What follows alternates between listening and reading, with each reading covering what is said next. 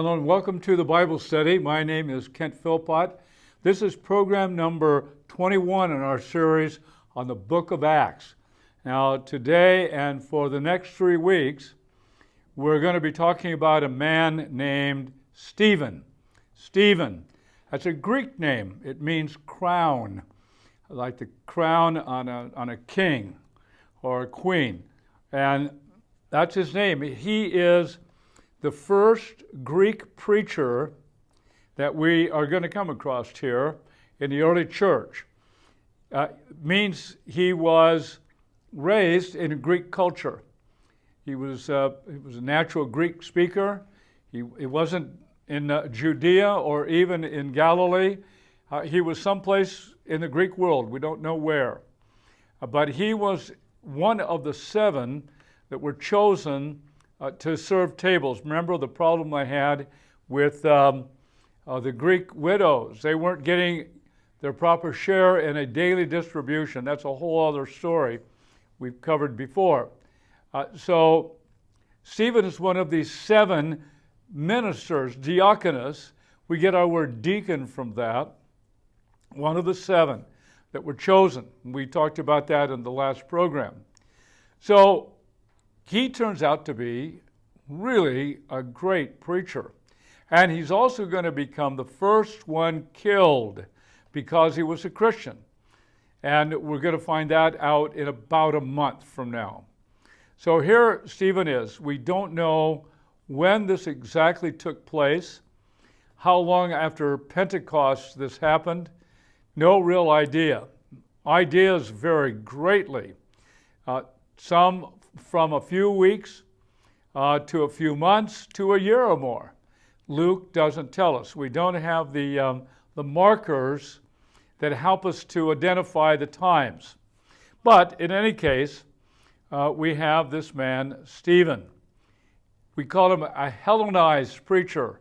Hellen is the Greek word for Greek. So he's called a Hellenized individual. He would be Jewish, but grew up in a Greek culture. Now, what happened was Stephen was quite a preacher. And because he was, people got mad at him. Very interesting how that works. There is always a negative reaction to the message of the gospel. People say, well, why would that be? Because the gospel is good news. Well, it's partly good news. It's not altogether good news. Ultimately, it is good news, but it's bad news in that it says to us, all have sinned and fall short of the glory of God. And nobody wants to hear that. I remember I didn't like to hear it. I've been a pastor for a long time. I can tell you that almost all, if not all, non-Christians, when they hear an authentic gospel message, won't like it because it says, you have broken God's laws, you have offended a holy God, and you stand guilty before God. And it's not so much an intellectual process that people go through when they experience that negativity, that rejection of the message, and of course, the messenger. It's something inward. It's unexplainable. I could never figure out, after looking back on it, why I was angry at people who tried to tell me about Jesus. But that's been the way it has been for 2,000 years, all over the globe, from every age, every culture. That's the way it works. I'm always a little shocked to hear somebody claim to be a Christian and never had that negativity toward Christians, and just even hearing the message and negativity toward churches. I know there are many who love to do miracles, perform signs and wonders, they think, to attract people to the gospel. Well, maybe that is somewhat legitimate, but at some point, for there to be true conversion, there's going to be a reaction.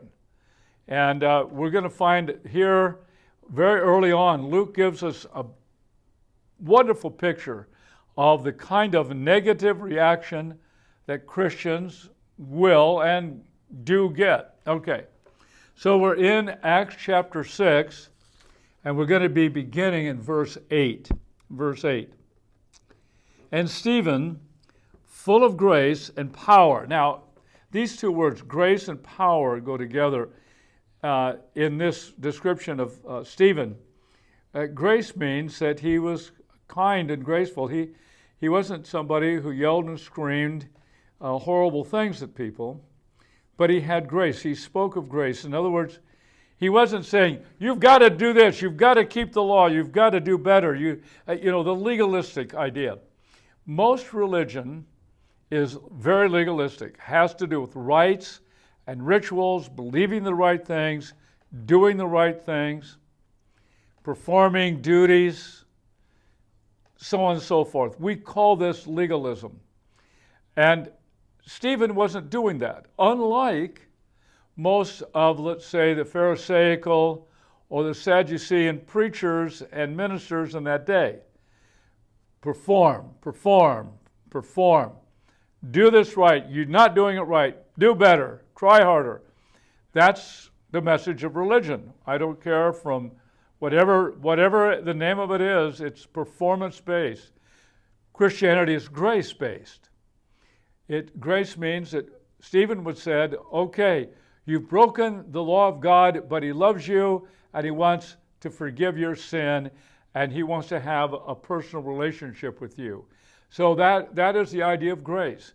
And he would have been preaching the love of Jesus. Now, power, it says, power.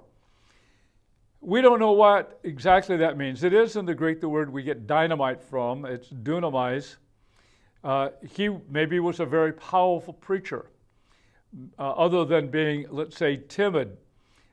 Maybe he was able to withstand a lot of crowd reaction and negativity. Maybe it was something else that we're not told here. We just have the words grace and power. But here we find he was doing great wonders and signs among the people. Now that's the other thing, the signs and wonders. In the Jesus People movement, we had signs and wonders. When I was a part of that from 1967 through 72, when the signs and wonders began to stop. Interesting, though, that many people tried to keep them going by various means that were other than miraculous. There are ways of doing that sort of thing. And in any case, that was the signs and wonders. People were being healed. It was a pagan era filled with occult practices. Demons would be cast out then necessarily. And there would be other healings, mysteries, other things that would go on at the same time. And so it attracted a lot of attention. It was very difficult to just ignore Stephen and his work. That says, then some of those who belonged to the synagogue of the freedmen, as it was called, and of the Cyrenians and the Alexandrians, and those from Cilicia and Asia rose up and disputed with Stephen. Now,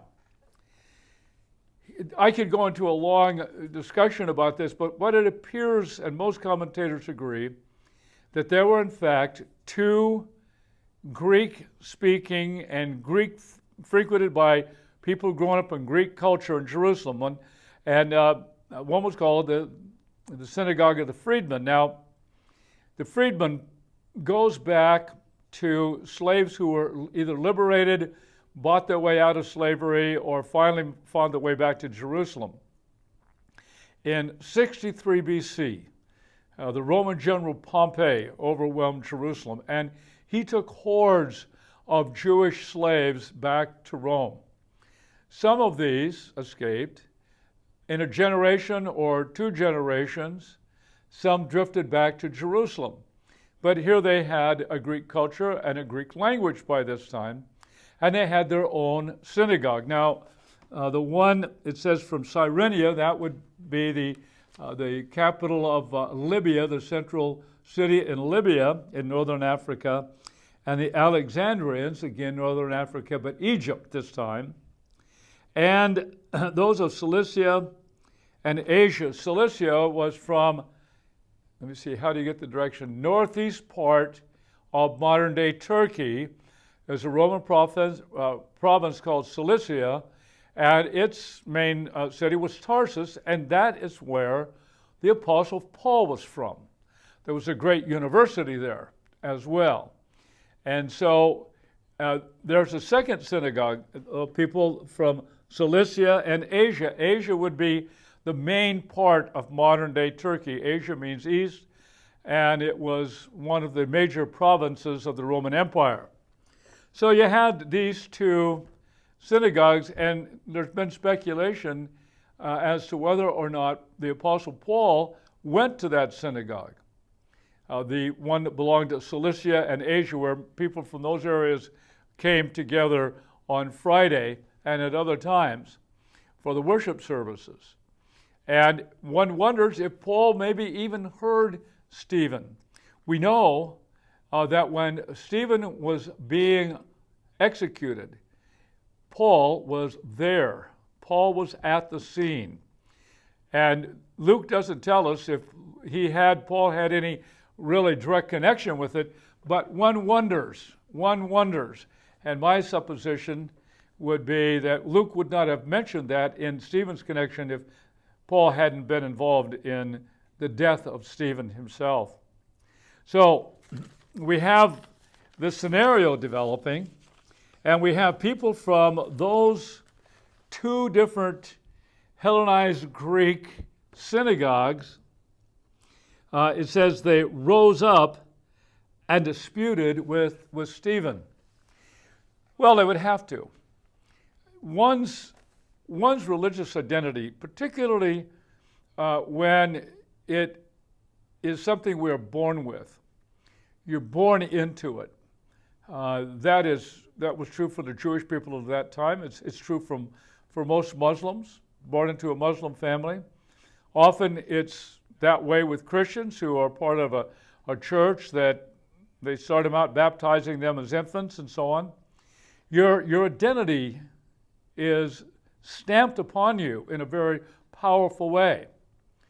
And it is that identity that is threatened when someone like Stephen would say, wait a minute, you guys, there's more to the story. This Messiah, who we know the prophets have been speaking of for centuries now, this Messiah has come. The problem is that we rejected him, absolutely rejected him to the point we put him on a cross. He's dead. He's risen from the dead, ascended into heaven, but this is what we did. When you hear that, you're going to be shaken to your core, shaken to your absolute core. In my own circumstance, I was brought up in a Christianized culture. Portland, Oregon. My parents and their parents had been part of Christian communities. Although I hadn't a fixed identity as a Christian, nevertheless, I would so identify. I remember when I joined the Air Force and they'd asked for our religious affiliation, and I checked off the box Episcopalian because I had read a book called Status Seekers by Vance Packard when I was a student at Glendale College, and I read there that they were they had the highest status in Protestant denominations, so I just checked off Episcopalian. I didn't know what they did. They could have been cannibals and headhunters for all I knew. Well, I knew wasn't that bad. But anyway, so I knew nothing. And so my identity wasn't that greatly challenged when I first heard the message of Jesus. But someone born with another religious identity that they have from birth, their family's immersed in it, when they hear the message of Jesus, there's going to be a reaction. And oftentimes it's a strong reaction. In this case, it's going to turn out to be a very violent reaction as well. They're going to kill him. This stuff is age old. It's not owned by any particular group, any particular religion. It has to do with a challenge to our core identity. And this is what was going on. Verse 10, but they could not withstand the wisdom and the spirit with which he was speaking. This is the power of the Holy Spirit. And Stephen was empowered by the Holy Spirit, as the Christian witness will be. And there you go. It's not so much that the person is powerful, but the message is powerful. And that distinction is vitally important. It's the message that is powerful. The Holy Spirit brings it to the inner core of the individual. Jesus in John's Gospel talks about that the Holy Spirit will bring conviction, will reveal who Jesus is. That is a very dramatic and powerful experience. Then they secretly instigated men and said, "We have heard him speak blasphemous words against Moses and God." False witnesses, they required two. So they got a couple of people who are going to do that. Probably cost them a little bit of money, but they were going to do it. They were desperate to get rid of this guy. The miracles that attended his preaching, the power of his preaching, attracting a lot of people. A whole bunch of people have become Christians. Even a number of the priests of that day. In the story previous, in Acts 6:7, we find it said, "A great many priests became obedient to the faith." The whole foundation is starting to be shaken. They're desperate. And that's just the way human beings are. They're not any worse than I was or anybody is. This is a natural reaction when our whole core being is challenged. So they did this. Blasphemous words against Moses and God. We hear these sort of things. They get in the newspapers once in a while with different religious groups. And the penalty for that in the Bible was death. Blasphemous. It seems almost strange to us in the Western world. It's still present in the world today. Verse 12, "And they stirred up the people and the elders and the scribes, and they came upon him and seized him and brought him before the council." So there was a few tough guys, and they come up to Stephen, and they arrest him, and they bring him before the Sanhedrin. This is the Council of Israel. 70 people made up of elders. That would have been major power guys, maybe wealthy people. The Pharisees, the group of the Pharisees, which would have been probably the smallest group. And then the Sadducees. This is the priestly family and the priestly class. And it was headed over by the high priest, Caiaphas. More than likely Caiaphas, although his father-in-law, Annas, was also in this mix. So we're never told exactly who was the high priest, interestingly enough. Interestingly enough, Luke just doesn't tell us. But in any case, they bring him before the council. Now the council sat in a semicircle on raised platforms, and the accused would stand down below. Now it was Jewish law that a person had an opportunity to hear the charges against them and had the opportunity to defend themselves. And this is the scenario. This is a real trial. And it could issue in a verdict of guilty with the penalty being death. This is not a small deal. And the outside Christian community were very, very likely aware of the potential here for this situation. They didn't know how it would go. They didn't perhaps know this could spread. First Stephen, then maybe some more of the deacons. How about the apostles? How about us? It could have been bad. There at this point 5,000 plus Christians in the city of Jerusalem and environs. So, and they set up false witnesses who said, "This man never ceases to speak words against this holy place and the law." Now that's a serious challenge. We have to remember that the temple was the focus of the entire culture. It was the economy. That's where the money came from. That's where that was the highest place of employment. There were thousands, some 20,000 priests who served at different points, about 5,000 at one time. And this is where everything happened, was at the temple. And speaking against the temple, well, that's like tearing down all the stores, tearing down all the buildings. just if that falls, we're all gone. And not only that, but their heritage, their religion, everything. It's a serious deal, a big deal. So the false witnesses, he speaks words against this holy place and the law of Moses, the Ten Commandments, but also the myriad of other laws having to do with sacrificial, ritualistic kind of things that we find in the book of Leviticus and so on in the Old Testament. So, notice they say this holy place. The temple was the place where the Ark of the Covenant was, where the Ten Commandments that Moses received on Mount Sinai, they were placed in an ark and placed into the Holy of Holies, and that was where God was. Now, of course, after 586 and the Babylonian invasion, the ark disappeared. Don't know what happened to the ark. Either it was destroyed, stolen, whatever. We have no knowledge. The film Raiders of the Lost Ark have to do with that very real historical scenario. The ark is no longer there, but the temple is there. The one that was rebuilt after it was destroyed in 586, and then Herod the Great later on, it was already in the process of being built, but made it one of the 7 wonders of the ancient world. And they prided themselves on this. That's where God was. God was in this building. God was in a box, in this big box, the Holy of Holies. And so it was an incredible thing to speak against the holy place and the law with the commandments. Symbolically, though it wasn't there, but it was symbolically there in the Holy of Holies.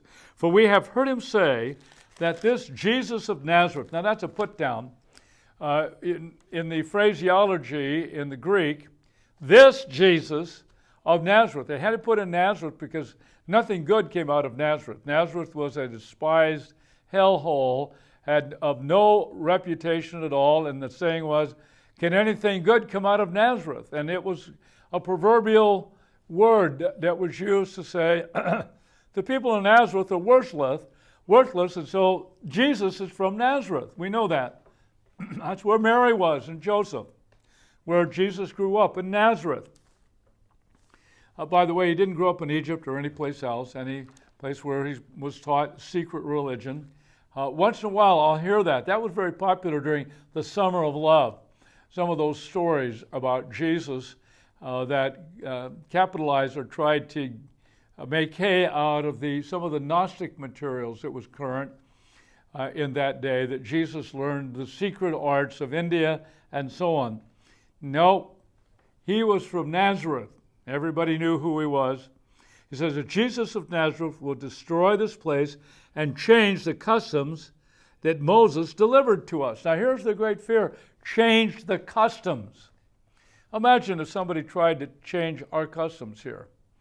No more cell phones, no more computers, no more this, no more that. Everything's changed. Complete overhaul. It would upset a lot of people, and this is the charge. And he's right. They were right. They were dead right, because that was what would happen. Now, Jesus did make some statements. I'm going to read one that's found in Matthew chapter 24 and verses 1 and 2. Jesus left the temple and was going away when his disciples came to point out to him the buildings of the temple.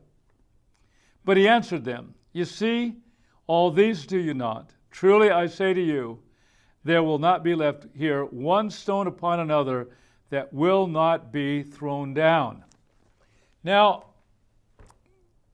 everybody loved the temple. It was a gorgeous place. There was so much gold plating on it. It sparkled in the sun, almost blinding you. It was that incredible. As I said, it was one of the 7 wonders of the ancient world. Magnificent, and it was becoming more magnificent as the years went by, thanks to the building program that had begun with Herod the Great. So here they were, and they could not imagine how this could ever disappear beyond their wildest imagination. And Jesus had already said in another place, he said in John 2:19, destroy this temple, and in 3 days I will raise it up. In 3 days I will raise it up. So that's what we find. We don't know what's actually going on there, but what Jesus means is that destroy this temple, in other words, he means himself. He says, I will raise it up. I will be raised from the dead. He's speaking of his death on the cross and then his resurrection. So that would be easily misconstrued. Somebody heard it, and they could easily say, well, he said he was going to tear down the temple and rebuild it in 3 days. Of course, absolutely impossible physically, but he was not talking about that, but his words were misunderstood. Then, whoops, got to go back to Acts. Okay. And gazing at him, all who sat in the council saw that his face was like the face of an angel, like the face of an angel.